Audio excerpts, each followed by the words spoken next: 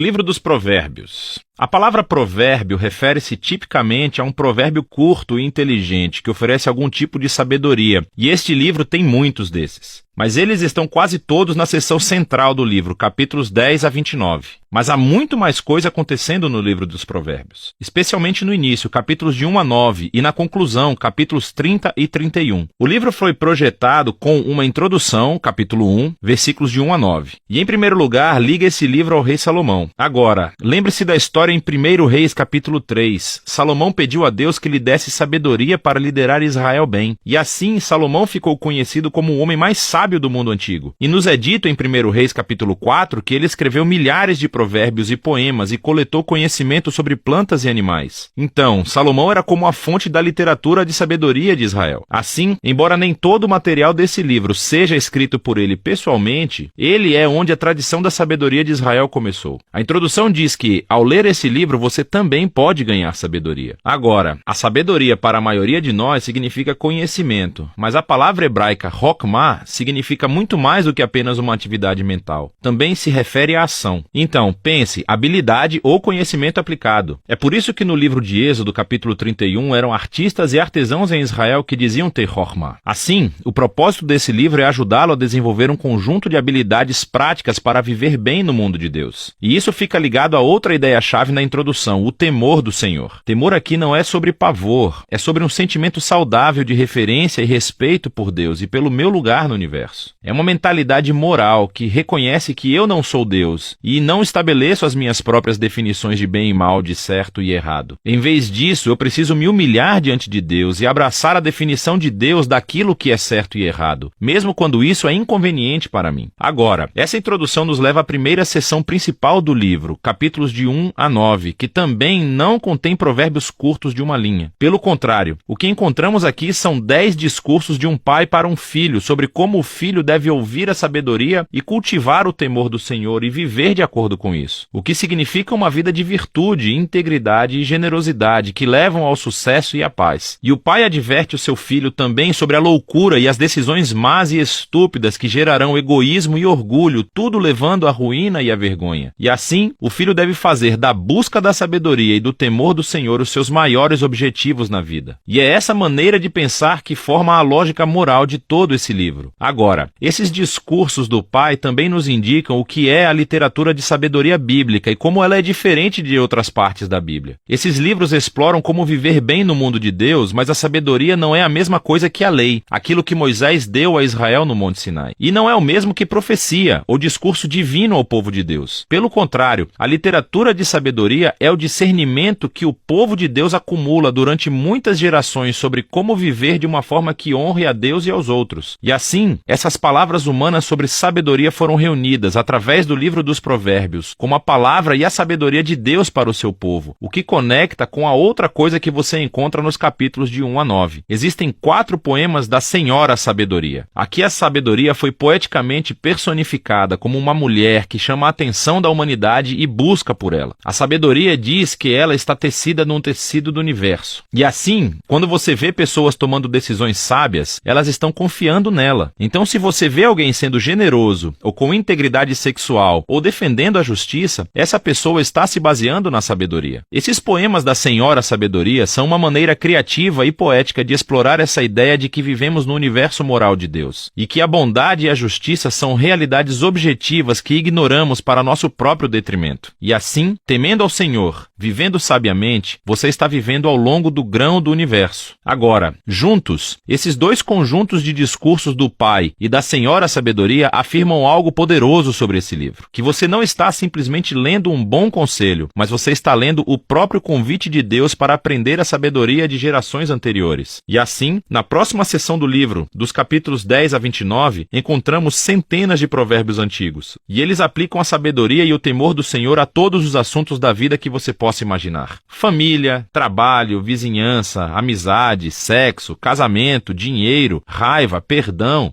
álcool, dívidas, tudo. E todos esses assuntos são filtrados através do sistema de valores de Provérbios de 1 a 9. Agora, esses provérbios são muito curtos, são fáceis de memorizar. E, na verdade, essa seção do livro deve se tornar um trabalho de referência que você retorna várias vezes ao longo dos anos, o que levanta algumas questões importantes à medida que você aprende a ler esses provérbios. Em primeiro lugar, os provérbios são, por natureza, sobre probabilidades. Se você teme ao Senhor e faz escolhas sábias e boas, as coisas provavelmente irão bem para você. E se você não teme ao Senhor, você é tolo e a sua vida provavelmente não irá bem. Ora, isso é muitas vezes verdade, mas nem sempre. O que leva ao próximo ponto de que os provérbios não são promessas. Eles não são fórmulas para o sucesso. Assim, alguns provérbios, como por exemplo, o temor ao Senhor prolonga a vida, mas os anos dos ímpios são interrompidos. Ou, treine a criança no caminho que deve seguir e quando estiver velha não se afastará dele. Temer a Deus e ser uma pessoa moral provavelmente levará uma vida melhor e mais longa. E criar seus filhos em um lar estável e amoroso os prepara bem, mas não há garantias. Muitas coisas podem dar e muitas vezes dão errado no nosso mundo. E por último, os provérbios, por natureza, enfocam a regra geral, mas não as exceções, que são muitas. E os livros de sabedoria não ignoram isso. As exceções são aquilo de que os outros livros de sabedoria, Jó e Eclesiastes, falam. E juntos, eles reconhecem que a vida é muito complexa para fórmulas simples. E é por isso que precisamos de todos os livros de sabedoria juntos para obter uma visão mais ampla. Isso tudo leva à seção final do livro, duas grandes coleções de poemas. Primeiro, poemas de um homem chamado Agur, que começa reconhecendo a sua própria ignorância e tolice, e sua grande necessidade de obter sabedoria de Deus. E Agur descobre que a sabedoria divina foi dada a ele nas Escrituras, que o ensinavam a viver bem. E assim, Agur é apresentado diante de nós como um leitor modelo do livro de Provérbios. Alguém que está sempre atento para ouvir a sabedoria de Deus através das Escrituras. Os poemas finais estão ligados a um homem chamado Lemuel. Ele é um rei não israelita. E ele passa a sabedoria que foi dada a ele por sua mãe. É uma orientação sobre como ser um líder sábio e justo. E então, o poema final é um acróstico ou um poema alfabético, onde cada linha começa com uma nova letra do alfabeto hebraico. E o poema inteiro é sobre a mulher de caráter nobre. Ele retrata uma mulher que vive de acordo com a sabedoria de Provérbios e se apresenta como um modelo de alguém que aceita a sabedoria de Deus. E depois traduz isso em decisões práticas na vida cotidiana, no trabalho ou em casa, na família e na comunidade. Assim, o livro começou com as palavras de um pai a um filho sobre a necessidade de ouvir a Senhora sabedoria. E agora o livro termina oferecendo as palavras de uma mãe ao filho sobre a mulher que vive com sabedoria. O livro dos Provérbios é para todas as pessoas, em todas as fases da vida. É um guia para viver bem e com sabedoria no mundo bom de Deus. E é disso que se trata o livro de Provérbios.